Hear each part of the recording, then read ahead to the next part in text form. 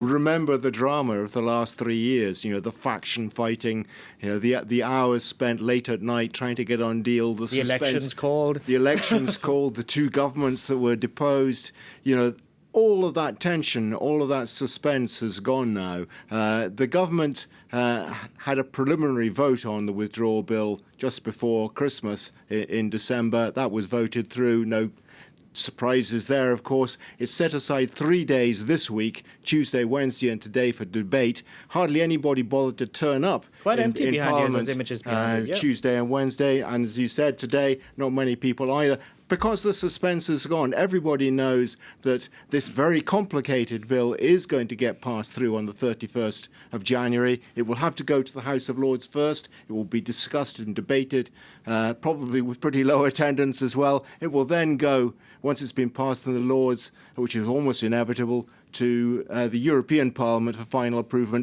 Nobody doubts that it's going to go through there as well. So this is pretty much a done deal now. Hence the lack of suspense, hence the fact that today in the British papers, in the British media in general, scarcely a word about it on a day that was dominated by Megxit, as they're calling it in the United Kingdom. That's my next story, so don't give too much. Don't give too much away on the Megxit story. Okay, so now we know what's going to happen. We know that on the 31st of this month, Britain is going to exit the bloc. No surprises there. No. The real hard work begins on the 1st of February, doesn't it? Yeah, absolutely. I mean, there is a mass of work that has to be done in a very short time. Britain still has to abide by European Union rules, although it will no longer be an EU member from the 1st of February. In that transition period. In that transition period, which will last through to the 31st of December.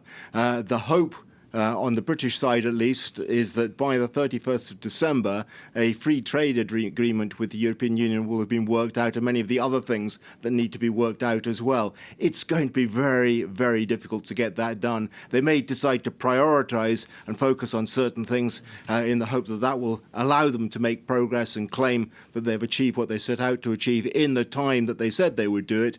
But there are an awful lot of doubts about it. The Europeans have made it clear that as far as they're concerned, it's going to be very difficult to get it done in that time span. They have made the offer to the United Kingdom of extending it if the UK wants it. Politically, however, for Boris Johnson, that will be very difficult since he's made it clear that his target, his promise indeed, is to get it done by the 31st of December. Because just so our viewers know, extending the transition period means that the UK has to abide by EU rules. Exactly.